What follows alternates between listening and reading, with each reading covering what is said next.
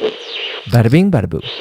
We're going to be talking about a lot of different victims today, and a lot of them wanted to remain anonymous. In some sources, you can actually find either their last name, their surname, or you can find their full name. But just to make it a little bit better, we're going to call them student number 1. It's just going to be easier to follow because there's a lot of stories to get through today. Student number 1 made maybe only one mistake, and that mistake was picking up a phone call. I mean, it's not even really a mistake. By most people's books, people pick up their phone calls all the time. That's the purpose of a phone. But to these 5 insecure, power-tripping bullies, it was the biggest mistake that she could have made in her entire life. June 2017, student 1 gets a phone call from a girl in her class's boyfriend. So some random dude in her class calls her, and I'm not even sure why he called student 1. Either it was random, maybe he had to ask her a question, maybe he wanted to talk to her, or maybe the girlfriend told him to call. I really don't know if it was a setup, but he calls student 1, she picks up, and that's it. There's no cheating, there's no affair, there's no flirting, nothing. Student 1 simply picked up an incoming call. And that is why 5 girls in her grade decided to beat her an inch of her life the very first time. They forced student 1 out of her house, hit her with flip-flops, demanding to know why she would even dare pick up this guy's phone call. Like, what's wrong with you? Are you a slut? They forced her to come to this karaoke bar. They call it norebangs in Korea, and it's a little bit different from the Western karaoke bars. You can actually rent private rooms. You have this big screen in your private room and these microphones. It's so loud. So they turn up the music in that norebang. They start hitting her with the microphone over and over on the head. They're punching her. They beat her until she was covered with her own blood. Thankfully, student 1 was alive. She did the right thing. The thing that everybody tells you to do if you've been a victim of a violent crime or if you've been bullied. She went straight to the police. The police did not hold up their end of the social contract. They didn't do their jobs. The police did nothing. The bullies found out that she had gone to the police and they decided they were going to teach her a lesson. They felt like they had to put her through something torturous this time, so she wouldn't even think to ever report them ever again. They said to her, "Do you think that we wouldn't notice that you went to the cops? Do you think we're dumb? You'll be dead the next time we catch you." They wanted to keep their word. 2 months later, September 1st of 2017, student 1 was invited by one of her close friends to go grab burgers and then go to the movies. Okay, look, she really needed this. Like, she needed this night out with a friend to de-stress, to eat some burgers and not worry about these 5 bullies that were harassing her every single day in school. So she gets ready and she shows up at this restaurant early. She sits down, she's got her burger ordered, and she's just sitting there waiting, anxiously waiting for her friend to get there. I mean, maybe she's staring at the restaurant door, just thinking about the movie that they're gonna watch. Maybe they're gonna go grab food afterwards. Maybe they're gonna eat ramen at a convenience store. When suddenly the door to the restaurant swings open and her bullies rush in. 5 girls. They walk straight up to her and they say, "Get up, follow us. You don't want to make a scene, do you?" I think the most devastating part about this is the bullies had gotten student 1's friend and forced her to set her up. So you know how her friend was like, "Come meet me for burgers?" The bullies were like, "Text your friend right now. Text student 1 right now." Her friend was never coming to get burgers.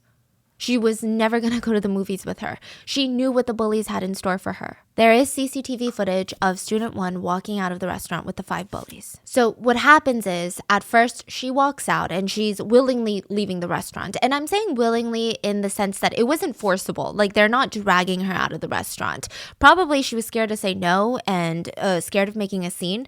But it seems like when they instruct her to go into the alleyway next to the restaurant, she steps away and tries to leave. So one of the bullies grabs her by the hair and drags her into the alleyway. And almost immediately after, I'm sure while they're still in view of the main road, because the alleyway, it's not like it's just, there's a turn immediately. Like, you've seen an alleyway from the main road. You can see straight down it. Right afterwards, a police car is seen driving past the alleyway. Wow. The police fail her a second time.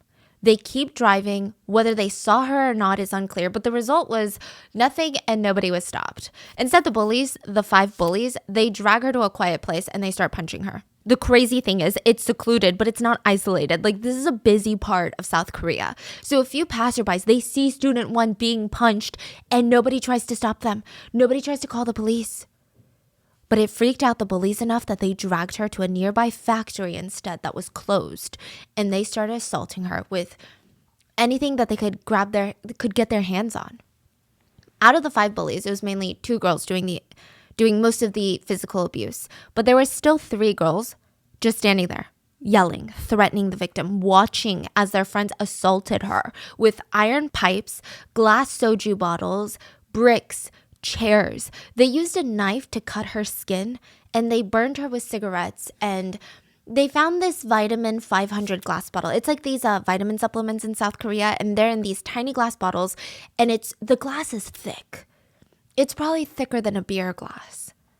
And they start hitting student 1 with it, and they're screaming and laughing. How come this bottle won't break? Let's just hit her till the bottle breaks. They were laughing as they said this. They also laughed as they said, I like the smell of her blood. Let's keep going, shall we? The victim was suffering from serious injuries to her jaw, the back of her head. She was bleeding everywhere, and they complained, God, why is she bleeding so much? Her blood is dirty.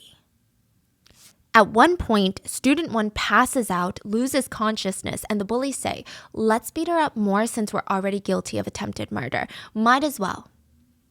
They tortured her for nearly 2 hours, and they did all of this thinking that they were going to get away with it, thinking that they taught her a lesson. They had no idea that they were recorded by the CCTV near the factory. The whole 2 hours of the assault was recorded, which I don't even know if they care. I don't even know if they care because they were caught on camera, and I'm going to show you this footage, forcing student 1 onto her knees, like the begging pose, like pleading for her life, and taking pictures of her with the flash on. I don't know, as some sort of sick evidence of their torture, like a trophy. Yeah, I mean, I guess they wanted to show it to others of like this, look what we did to her. Look what will happen if you go to the police and tell on us. They would later share this picture. The kneeling photo or? Oh my gosh. So the CCTV is in black and white, but every inch of this student 1's body was covered in blood. Like, I'm talking her hair is caked in blood. Every part of her arm and legs are covered in her own blood. They took this picture with the flash on, and one of the bullies would actually send this to a senior upperclassman. And in South Korea, the social hierarchy of age is very intense. I'm sure you guys are familiar with this by now, but if you're a junior in high school, the sophomores in high school are usually bowing 90 degrees to you when they see you in the hallways. Like, it's not even an upperclassman, underclassman type of ordeal. Like, it's very serious. There's even a term you call someone like 언니, 오빠, 형, 누나, right? And the bully sends it to an 언니. So this is who's someone older than her, and someone that she actually is somewhat scared of. Maybe the bully's bully. I have no idea. But she sends this picture, and the 언니 texted back, what did you do? I hit a kid. They'll say it's attempted murder. Do you think I went overboard? You did that? Did you do it alone? You're a real psycho, LOL. Did you and your friend do it together? Answer me. She doesn't respond. So the 언니 texts back, answer me, you bitch. Are you really sending this to me right now, asking if it's okay? Oh, I'm getting really tired of you now. You need to control yourself better. That conversation is the most chilling, weird, normal, natural conversation I've ever heard. Like, what is going on? That's why a lot of people had a problem with this conversation once it started getting public, because that's not how you react to a picture like this. You don't just say, I'm getting sick of you. You've been acting up these days. Yeah. To a picture like this. But thankfully, the 언니 does do something about it. She kind of sleeps on it, but she ends up bringing this picture to the police. And the 5 teenagers would be taken in by authorities, and only 2 would be charged as the main perpetrators. The only reason that they were caught is because this 언니 sent the picture into the police. When the bullies found out that the 언니 had reported them, they just scurried to turn themselves into the police, not because they felt remorse, not because they wanted to serve their time for their heinous crime, but they heard that judges are easier on them if they turn themselves in first. When they were questioned on why they did this, they said the victim was being rude to an 언니, which means, an upperclassman, which is a straight up lie. They did this because her boyfriend called student 1, and student 1, being a normal human being, picked up a phone call. Yeah. There's a picture of the floor of the factory where there's just blood staining the entire place where she was kneeled. And then these are her injuries, and that is her shoe covered in blood. Oh my goodness. That is her? Yeah. These bullies would actually only pay for their crimes by spending a few years in prison. The main bullies received 2 years in juvenile detention centers. Another bully received just a few months. And all of South Korea was pretty outraged. I think the feeling of injustice practically ran through the whole nation. The judge tried to argue minors are physically and mentally impulsive, and they don't have the same ability to perceive as adults do. The court's not going to try these teens under the same standard as adults. The girls, the bullies, they show guilt and reflection. We must acknowledge that there's room for change with educational rehabilitation. Okay, fine. Maybe with rehabilitation, there will be no such thing as bullying anymore. But that clearly wasn't the case. In fact, more extreme cases of bullying started to pop up all across South Korea after this viral case. Some even inspired the popular Netflix drama, The Glory. These are the real-life stories that inspired that drama.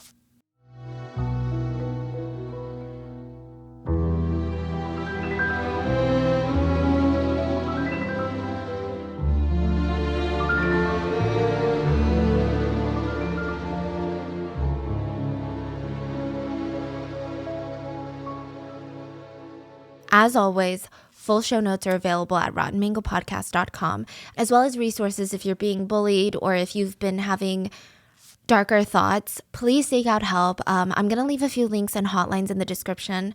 But with that being said, there's also going to be a content warning for intense bullying, school violence, and taking of one's life. And just know that if you're feeling bullied or feeling alone, you're not alone. There are people out there that can help you, that you can talk to. And I know it feels hard, so please just check the resources. And another thing, this isn't necessarily in the show notes, but The Glory on Netflix is a 16-episode Korean drama that's been widely talked about.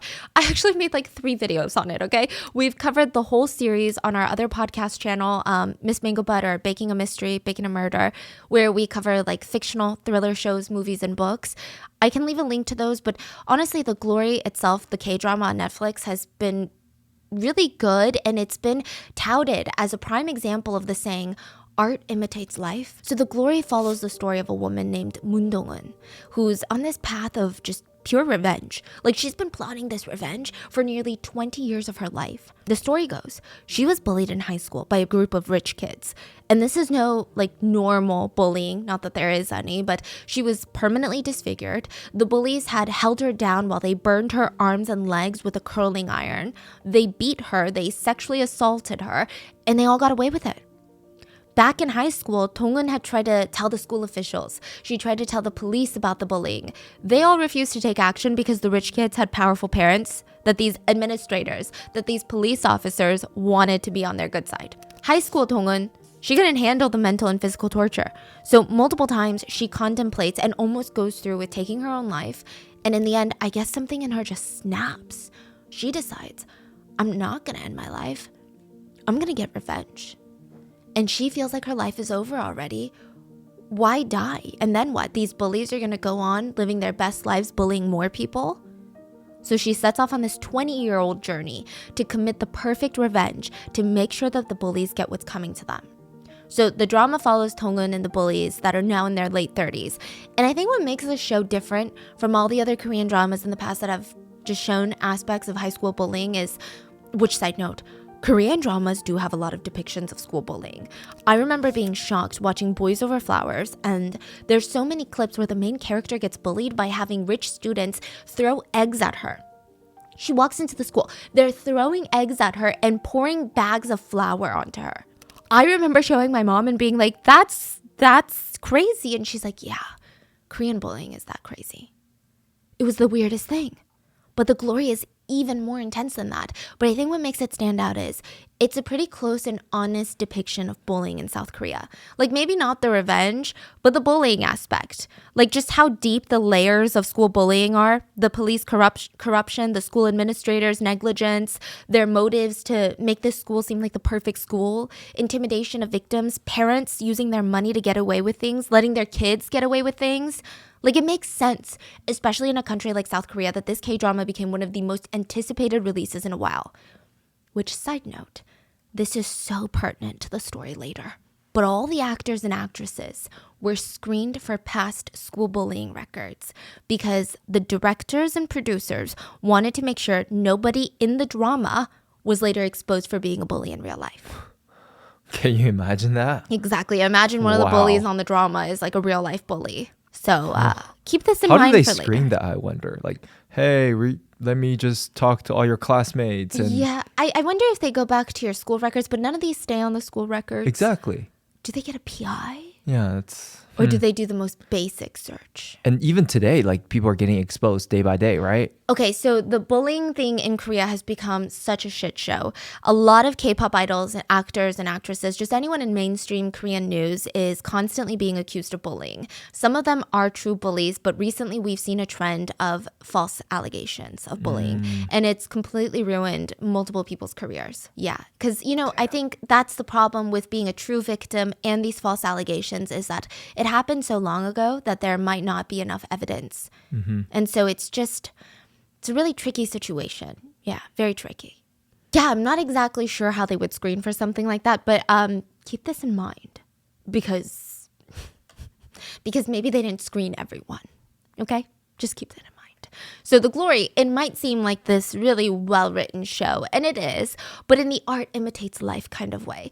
People start immediately drawing connections between the show and real-life bullying cases that were well-known in South Korea like many years ago. And the show was not just a genius Netflix idea. It was based off these true stories. And there's 3 central themes that The Glory explores, and all these themes have real-life cases that they were inspired by. The 3 elements, the 3 themes are bullying, suicide, and revenge.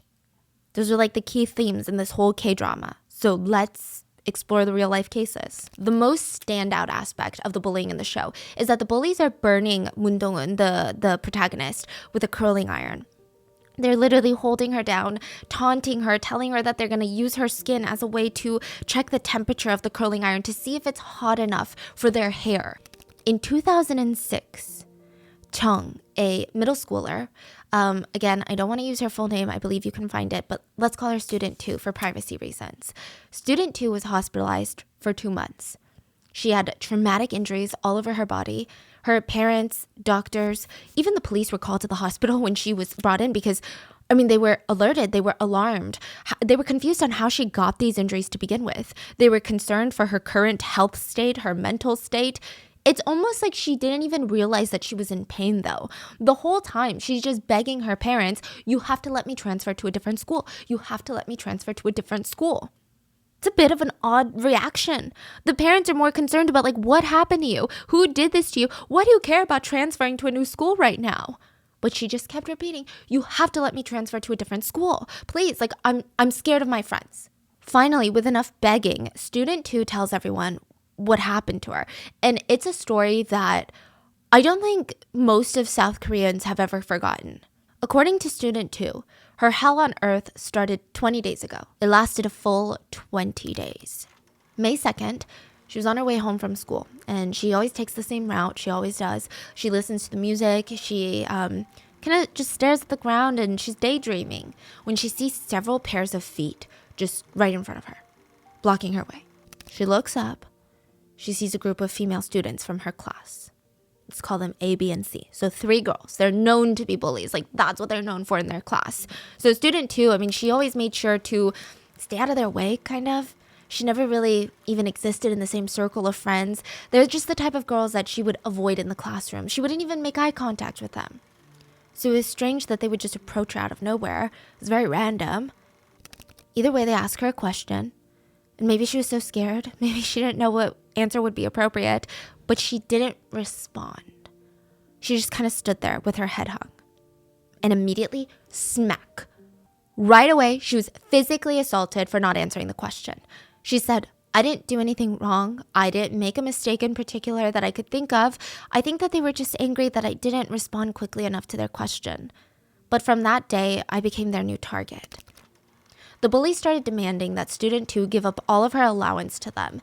And when they burned through her allowance, so let's say she gets $20 a week, they would force Student 2 to beg her parents for more money. She'd beg her parents, and when she tried to tell the police, my family doesn't have that much to spare. Please, like, we don't have that much money.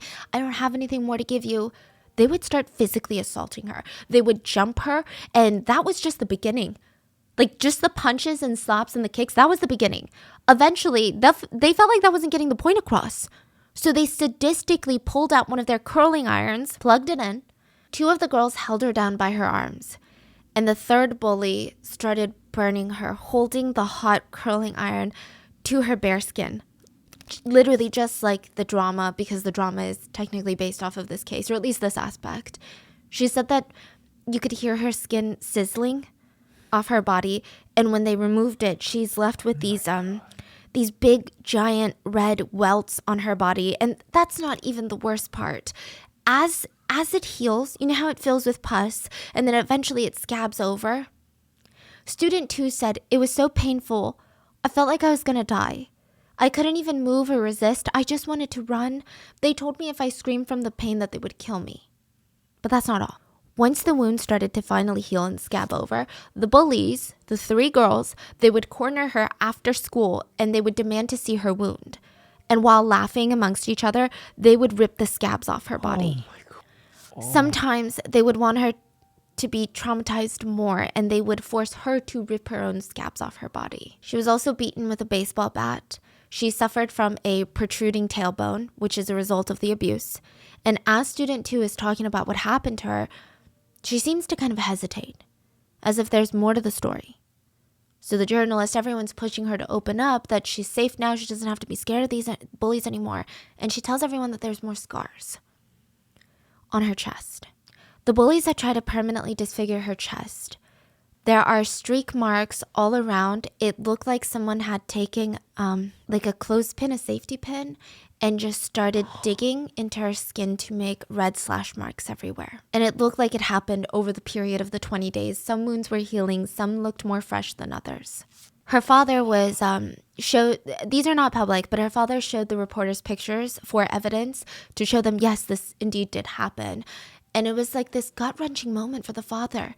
He works as a chef, and he said that every day during those 20 days, he came home and he did notice things. He didn't think it was a big deal, but always in the middle of the night for the past month, he would wake up to screams coming from his daughter's room. He would wake up, check the time, and the next morning when he asked, she was just having nightmares. So when it happened again, he's like, oh, was she just having nightmares?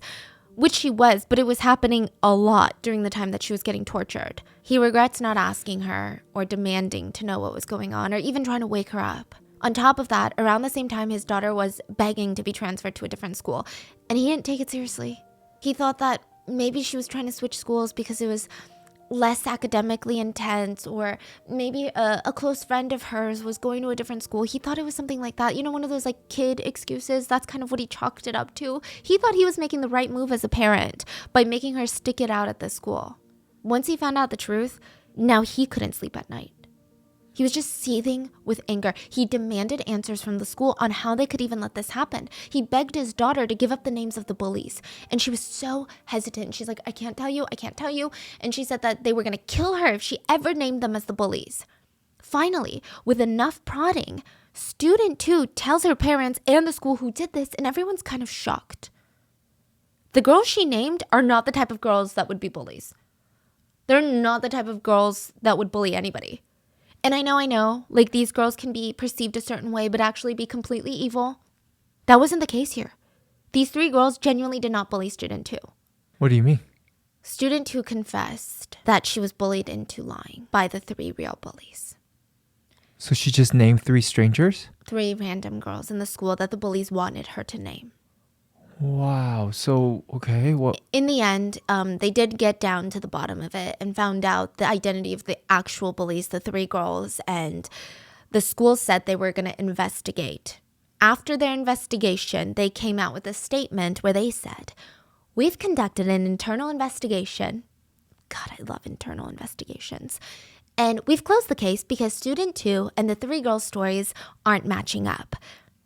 Yeah. What? If that's not the most obvious thing in the world, of course it's not matching up. But the school continues. For us, it's becoming a case of she said, they said. The only thing we can confirm at this time is that student 2, had fallen off of a bike at one point, and that could be a result That could result in some of her injuries, insinuating that potentially a lot of her injuries could have happened when she accidentally fell off a bike, which other classmates did witness this bike fall, which I don't know how in the world that would be feasible to get like third-degree burn marks from falling off a bike. Her father said, I mean, I just can't believe how a school can be this lukewarm about a cruel case like this. A lot of netizens agreed. They posted about this case, they accused the school administrators of being corrupt, and they wrote, did the school get bribed by the perpetrator's parents? Their response makes this whole situation worse. I mean, just look at the pictures of her arms. If someone did this in the army or in the street, the police would have a field day. They wouldn't just ignore it. So why are the police ignoring it when it happens in a middle school? Oh my God, this is middle school? Yeah, most of the stories we're talking about are middle school. So that's what, 13, 12? 13, 14. Does the school really believe this is a case of two sides having different perspectives? So the sentiment became, okay, fine. The school and the police won't do anything about it. Let the netizens do it. Let's expose these girls. But once news started spreading about this case, the police were forced to investigate. And this is when the main bully, they call her Kim confesses to the police for her crimes. And again, she didn't do this because she felt remorseful. It's, if you're a minor, you confess to a crime, it's kind of well known that you get a higher chance of getting probation. So even the way she confessed showed that she had zero remorse for what she did. She straight up said, yeah, I burned her about 9 times with a curling iron. I hit her around the head a couple of times, legs and arms maybe about like 7 times. This lasted for 20 days. And it's because student 2 promised me something and she didn't keep her promise. She also stated that she didn't turn herself in sooner because the whole situation was, quote, getting out of hand. She was promptly arrested, which is rare because Korea's law for minors is incredibly generous. Like if you're under the age of 14 and you commit a heinous crime such as rape, you still get probation. You get to go home. It's not even going to be on your record. And then the names, nobody knows the names. Nobody knows. Yeah. Nobody will know what you did at 13 years old. And I'm sure that will only escalate when you're 23, 33. The judge said, I arrested this girl because I wanted to set a precedent for how serious school bullying is in South Korea. Kim was arrested and sentenced, but I don't know what kind of precedent this judge was really trying to set out other than maybe trying to look good for a second there in the press. Because at the time, nobody knew the extent of her sentencing. He was like, this is private confidential information in the eyes of the law. We can't let it be known. So people move on. We don't know if we're looking at juvenile detention center. We don't know if we're looking at probation, 2 days community service. The teachers involved in the case were also investigated and had administrative punishment, which is unknown again what the extent was that because the school refused to tell reporters, but I imagine a week paid time off, which is not a real punishment. Meanwhile, student 2 has to live with the emotional, the mental scars of this for the rest of her life. After 2 months in inpatient care, 2 months, she had to go to a psychiatric hospital.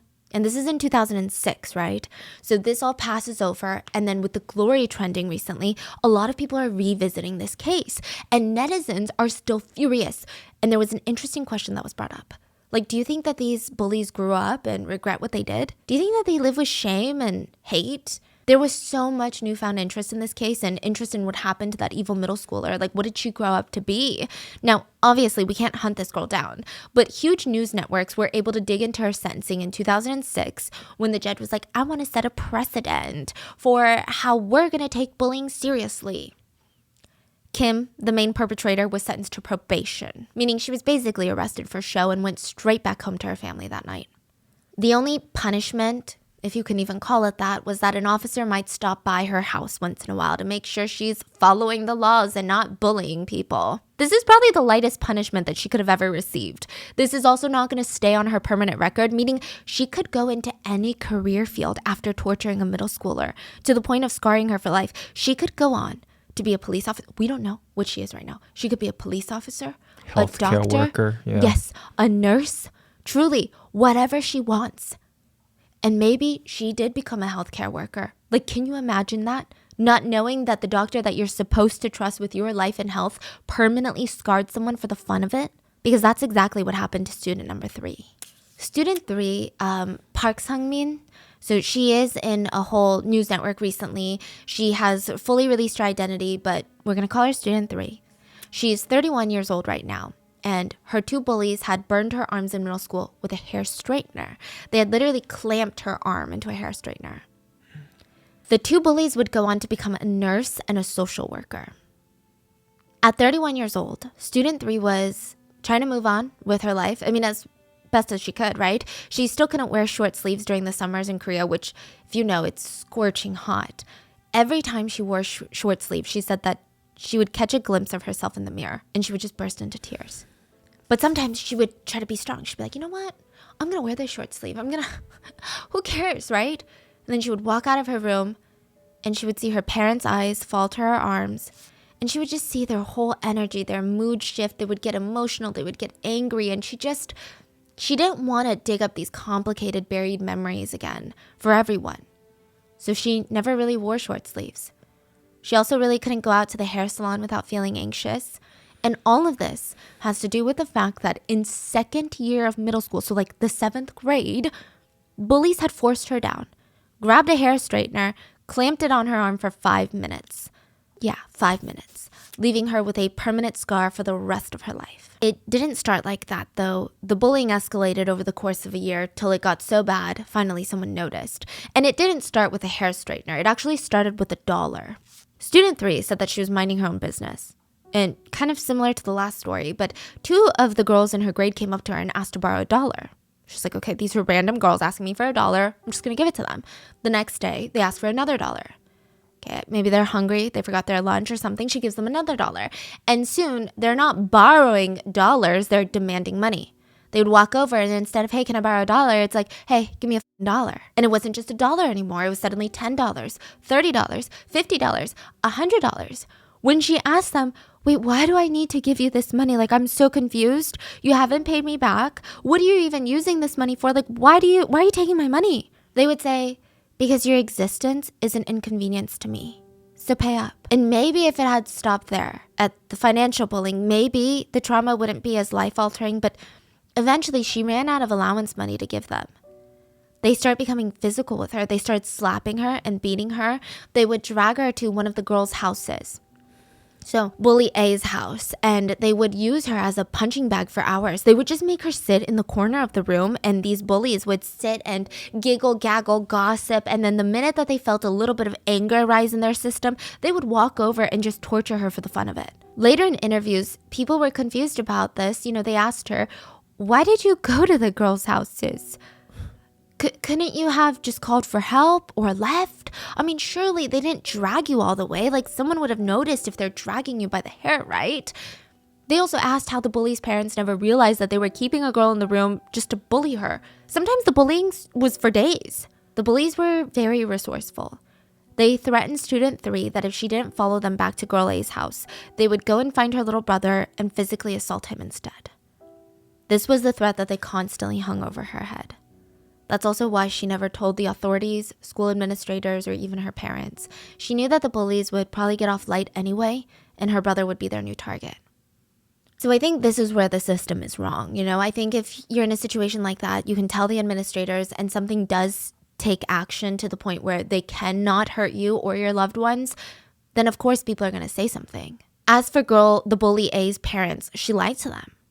She's like, Amma, this is my friend, and she just ran away from home. Her mom is super abusive, and she's even contemplating suicide. I just want to be there for her as a friend. Is it okay if she sleeps over for a few days? The mom would be like, wow, daughter, you're such a good friend. And since Bully A's parents would both work really long hours, they would all be at Bully A's house and using student 3 as a punching bag. The abuse went from punching and slapping to grabbing a fork and stabbing it all over her body, like head to toe.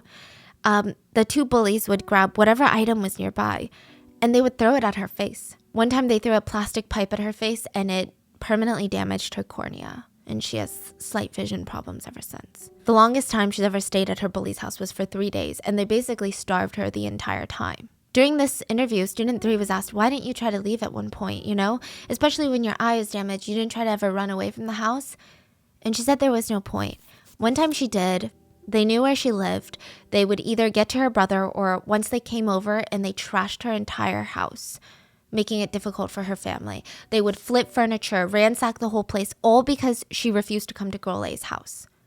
Like, there was no part of student 3 that was safe. She was constantly covered in bruises and welts and just desperately trying to hide this from the adults. For 6 months, while the abuse lasted, she couldn't even fall asleep. Just like student 2, every time she closed her eyes, she would have these intense nightmares. So for 6 months, she felt like a sleepless zombie, just going through the motions of life and abuse.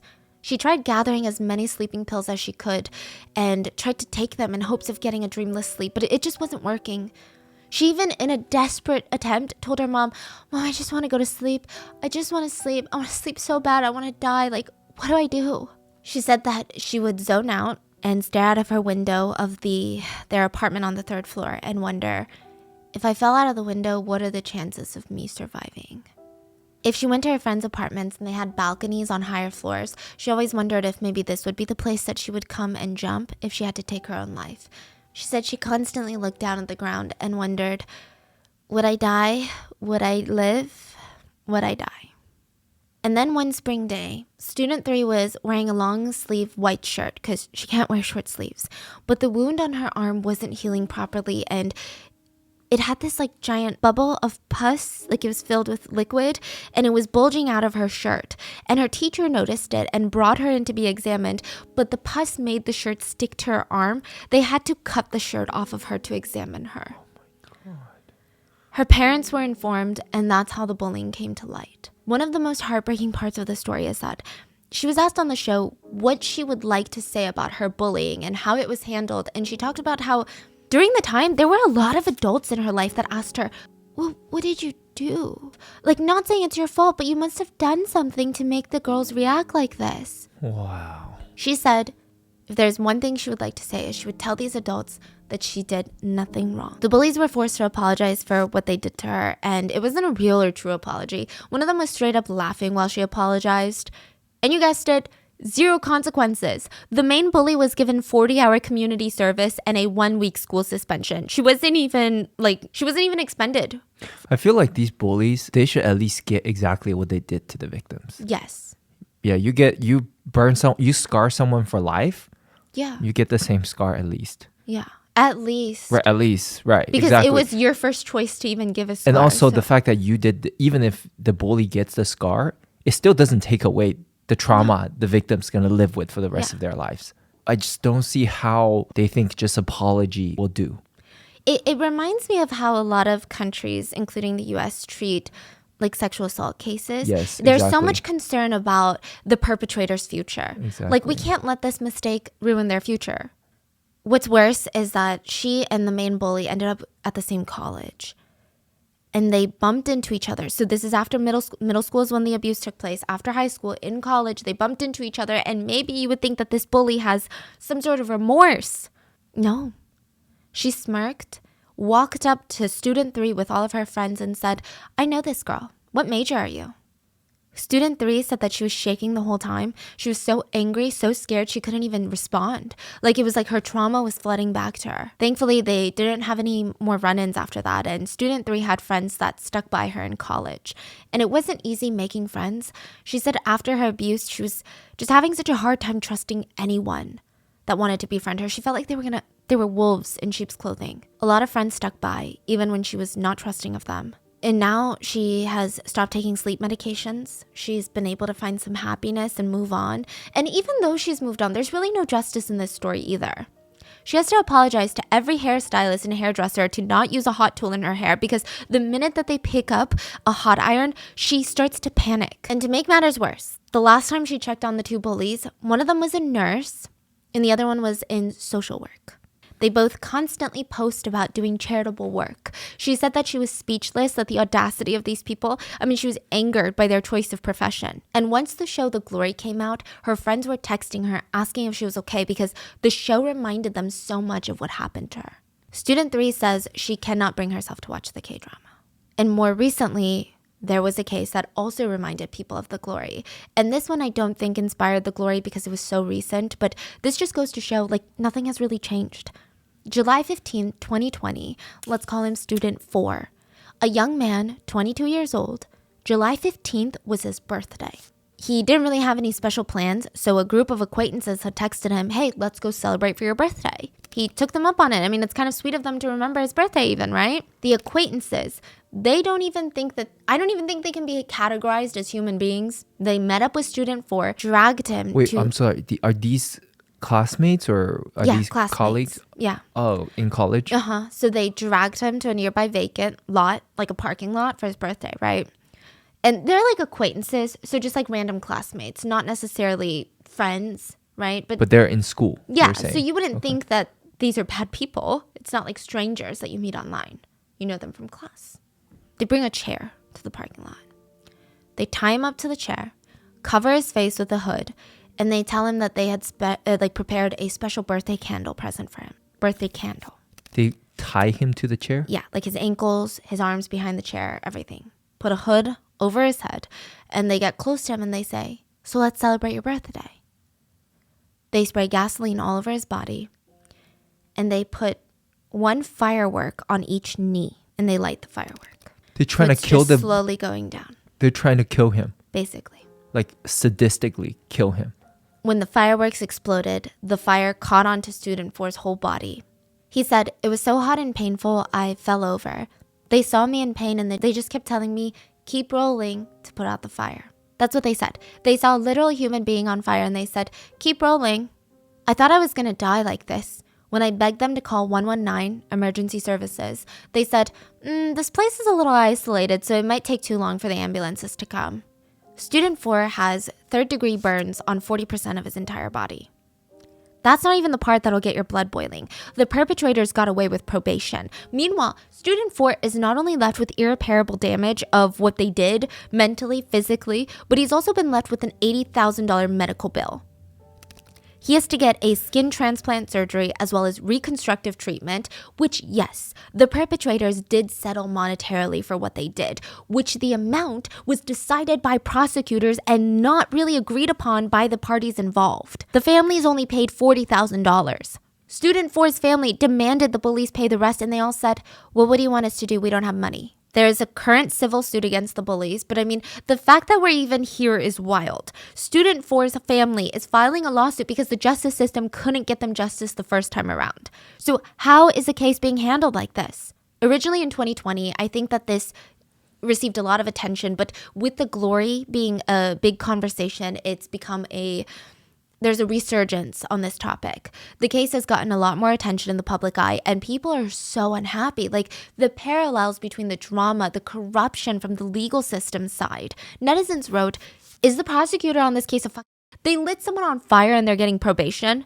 To all the prosecutors in this country, how exactly are you calculating these crimes? How do attempted murderers end up with probation? Does the victim need to die for perpetrators to be punished? A person was almost burned to death and probation? You guys are crazy people. Are you joking? Someone commented what a lot of us are probably thinking right now. Throw them all in jail and set them on fire. Student 4's mom said, it doesn't matter what we wanted. The prosecutors didn't care. The prosecutors didn't care what we had to say. They just gave them probation. When I asked for medical fees to be covered, everyone just shrugs and say, they don't have money. So what can we do? And maybe these feel like extreme cases, which they are. But it doesn't change the fact that school bullying and primarily school violence is a huge problem. I think that's maybe another reason, probably why people continues to bully, because of the consequences. Nobody's scared. Nobody's terrified of the consequences. It's like laughable, the consequences people get. I think you would get heavy punishment for cheating in South Korean schools versus physically assaulting someone. Like for cheating, getting caught cheating, unless you're the kid of a rich parent, yeah, you might be expelled. I think also there's so many elements that have to do with school violence in South Korea. And I just want to put a disclaimer. I think school violence is prevalent everywhere. I think just in different forms. So in the US, we're pretty familiar with how school violence takes place. In South Korea, there's so many different elements of why it happens like this. There's the seniority complex between how even when you're 15, you have to bow down and properly greet people that are 16. I'm not talking adults, not the elderly, not your parents' friends. You have to talk to them with a completely different vernacular. It's called 존댓말. It's to show respect. There's all of these things, and it's just, there's so many elements to it. Also, the teachers and school administrators in these schools are so focused on their careers and they're so focused on making sure that they look good. And when you're a school administrator and there's bullying in your school, you look bad because See, you that's can't the even issue handle here. kids. Yeah. Yeah. So there's so many problems with this. Again, corruption in schools, corruption in the government. There was a man appointed, Cheong Shin, as the chief of the National Office of Investigations. He was appointed. This is like a heavy title, huge political office, okay? One of his job duties was to investigate extreme cases of school violence in schools in Korea, right? He had to resign after 1 day in office. And I'll tell you why. It was revealed that the first day in office, he used his position to help his son avoid punishment for bullying and school violence. Wow. This is the man that was supposed to be in charge for getting justice for the victims. His son was a bully, and he helped cover it up. And his son goes to the Harvard of South Korea, Seouldae. Like, where are the consequences for any of these people? Just like in The Glory. It's like literally K-drama. This Yes. is like even in K-drama you're like, ugh, this Even in- can't be real. Exactly. In K-drama, you're like, ugh, this is so far-fetched. Nobody really does that. Like, that's so an abuse of power. How do you get away with it?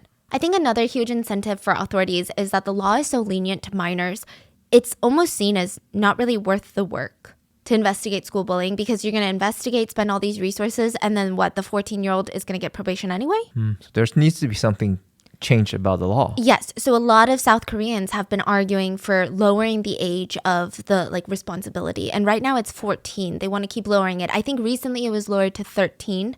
There should be a whole different set of laws for school violence, I think. Side note, the government does try to make it seem like they're doing a lot to stop violence, like installing more CCTV cameras near schools. But it's not really helping. There's about 20,000 CCTV cameras nearby schools around Seoul. 93% of them are said to be so low in resolution, it can't even identify who the bully is. Like potato. It's so grainy. You can't tell which student is who. You can't tell which student is being beat and which student is beating. So I don't know why they're trying to pat themselves on the back for this. And again, I'm not trying to say South Korea is the only one that's bad. I mean, again, look at what's going on in schools all around the world. It's horrible. But nearly 1 in 10 students in Korean schools, elementary through high school, 1 in 10 have suffered from school violence. Not just bullying, not verbal bullying, not being an outcast, not being a social pariah. I'm talking violence. 1 in 10. That's 10 out of every 100 students that is physically assaulted in school. We've talked about student 1, 2, 3, and 4 out of the 100. Let's talk about student 5. This case caused international outrage. In 2021, a Mongolian student living in South Korea was tortured for 6 hours by school bullies. 6 hours. They recorded the assault. They tried to sell it to other classmates for $5. The video. That's so freaking crazy. Like all these cases, they record it. Yes. All these bullying. They take pictures, they record it, they brag about it, they send it to their friends and classmates. It's like a sick thing they do. I see a lot of people liken it to gang activity. So in gang activity, you almost flaunt your crimes as a threat to others. Like, you see what I'm willing to do, right? You see what I've done. I'm not even scared. I guess it's supposed to establish some sort of street credit. I mean, they do get away with it. So I can't even call them stupid because the law is stupid and they get away with it. So student 5, the Mongolian student, had moved to South Korea about 10 years ago. So she's 14. She's basically been born and raised in South Korea. Like, not really, but she came here when she's 4. It's as much her home as it is anybody else's. But there are 4 excuses of a human being that did not think so. They basically kidnap student 5, kidnap her around midnight, July 3rd of 2021. They hold her for 6 hours, beat her. They humiliate her by placing her underwear on her head, taking videos of that. They wrote racist slurs on her forehead. They tied her up. They punched her over and over in the face. They were so proud of themselves. Like I said, they tried to sell this footage to their fellow classmates. Eventually, they were taken in by authorities. 2 were sentenced to a juvenile center, but 2 of them, since they were younger than 14, they couldn't even be held criminally responsible. And it's not just the older kids. Student 6 was 9 years old when her nightmare started. Like these kids that we've been talking about so far have been 14, 15, and that's so young. That's so young. But student 6 was 9 years old. This is a very recent case in the winter of 2022. So just a couple months ago, a 12-year-old boy had called up student 6, a 9-year-old girl that he went to the same school as. She's in 3rd grade.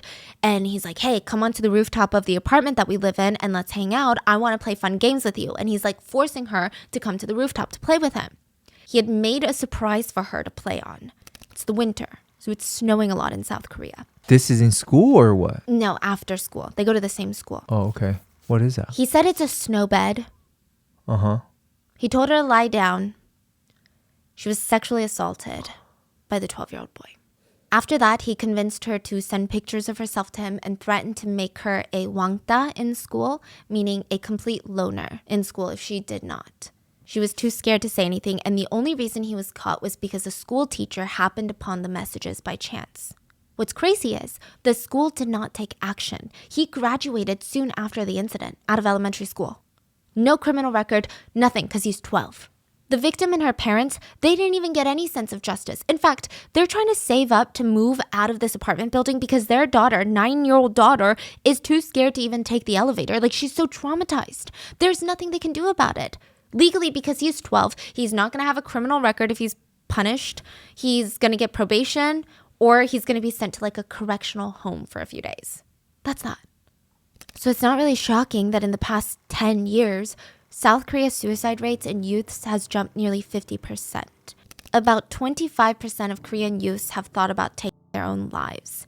And about 25% of that number said they wanted to end their lives due to school violence. You're saying 25% out of everyone all want to youth? take their own life. Yes, have thought about it at one point. A quarter of all Korean youths. Korea has one of the worst suicide rates in the developed world. And then 25% of that. School violence. So we've covered bullying. And one of the last central themes in The Glory was revenge, right? And it's said that that element in the whole show was inspired by a Japanese case. The case of Student 9. Student 9 plotted 12 years to murder the classmates that bullied him. He waited over a decade to try and enact his revenge. So there's not too many details on his school violence or his bullying experience, but Student 9 never really had friends. Like he didn't expect to get bullied, but he was kind of introverted. He was a bit shy. He never got along with too many people, but soon after elementary school, in middle school, these kids started coming up to him and started beating him up. They would hit him with wooden chairs. They would mock him, pour things over his head, lock him in the supply closet. That was just the start. Eventually, they start tearing off his clothes to humiliate him. They would force him to strip naked in front of girls. Student 9 tried to report the bullying to teachers and parents, but they did absolutely nothing. Instead, they asked him what he did to piss them off. They told him toxically, be a man, stand up for yourself then. It didn't get any better during high school, but I think his whole mindset shifted. He went from being this depressed middle schooler to being angry. He wrote in his diary, today was my 18th birthday. I'll let those stupid guys who made me suffer die with me. This is the only reason I'm alive now. He shifted his whole life plan to enact revenge. He studied hard during high school, he got into college, and he started majoring in chemistry. And it was all part of the revenge plan. He wanted to gain knowledge and access to the resources he needed to follow through with a mass murder. He wanted to kill 45 people, and himself, so 46. He said he would devote his 20s to learn how to make a homemade bomb with his chemistry knowledge and find out the best way to kill them all. He wrote in his diary, I've been thinking about all the ways to kill them, but in the end, using chemical toxins seems to be the best. I even majored in it during college because this is my life goal. And when he turned 27, it had been nearly 12 years, he gathered all 40 of his classmates, 5 teachers, and asked them when they would be available for a class reunion that he was organizing. Oh, so from that same exact class. Yeah. He told them he would have drinks and food all there, and he had no regrets on what he was about to do. Even though only a few of his classmates were the actual physical abusers, he felt like they all deserved to die. He wrote in his diary, I finished the experiment. It's been so painful for me to stay alive. This is all gonna end soon. All those who have treated me like a bug are about to get what they deserve. He filled the beer bottles with arsenic. He made homemade bombs to kill all 46 people in attendance. And for backup, he brought a remodeled gun. He thought if the bomb failed, he would kill them all one by one. but he did not take his mom into consideration.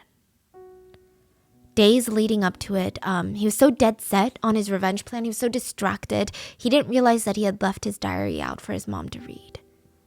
She had been worried about recent behavior, and she read it, realized what he was planning, what he had planned for 12 years of his life.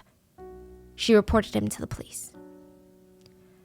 He was promptly arrested. The beer was confiscated, the bombs, the guns, they were all retrieved. And after the arrest, Student 9 said, "I just wanted the world to know what I went through, what I felt growing up." He was charged with 6 years in prison for the attempted murder of 45 of his classmates and teachers. It is said that Student 9's story heavily inspired the decades-long revenge plot in The Glory, the drama. So that's 1 through 9 of the 10 out of 100 students who are physically abused in school.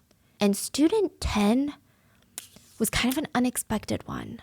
Just before The Glory Part 2 was released, literally hours before Part 2 was released, Student 10 came out to accuse the producer of The Glory for bullying. What? An Kid-ho is a producer on the show The Glory, and it's said that a former classmate from the Philippines, because producer An studied abroad, Student 10 said, yeah, he himself was a freaking bully. In 1996, he was in middle school. Student 10 was in middle school. Producer An was in high school, but he was dating a middle school girlfriend, right? And Student 10 and his friends had teased the producer's girlfriends. You know, like just very middle school play, bickering, joking around. But Student 10 was suddenly summoned to be brought in front of the producer and his friends like they were some sort of panel judges. And from there, Student 10 was jumped by the producer and his friends. The assault lasted for nearly 2 hours.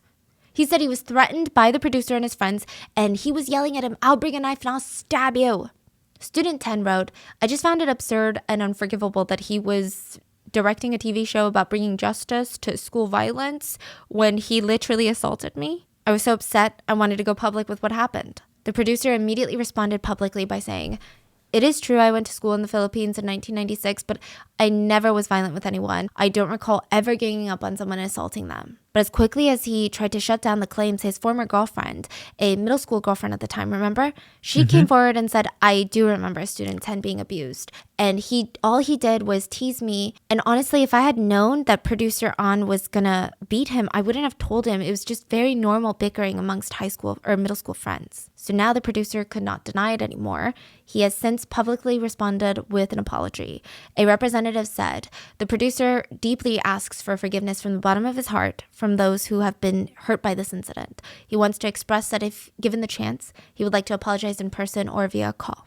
That is the irony, huh? Yeah, the fact that they screened all the actors and actresses, but not the producers or the directors or the writers is kind of beyond me. I hope this is bringing a lot of lights to this school bullying situation, no? Yes, it is. And it's, you know, I think the deeper, okay, so that's how I felt when I was first looking into it, right? And I'm like, okay, this is really good. But then I also saw some very, like, really deep rabbit hole stuff where recently a couple of K-pop idols have been accused of bullying, and then it came out that they were not bullies, and it completely ruined their lives. So it's getting very strange. Yeah, But I would say overall, yes, this is a huge plus. But Yeah. I don't know if it's the government's going to do anything. I'm assuming, I don't know actually, because there have been so many cases where the public is outraged, and we try to sign all these petitions and we do everything we can, and then nothing happens. But it is a global problem. Like, violence in school seems to be just prevalent everywhere. And yeah, you can say in Korea it's only 10% of students that experience violence at the hands of bullies, but 10% is a lot. And these are just some of the stories of the 10%. Let me know your thoughts. Did you know that The Glory was inspired by real cases? And how did The Glory make you feel? Let me know, and I will see you guys on Wednesday for the main episode. Bye.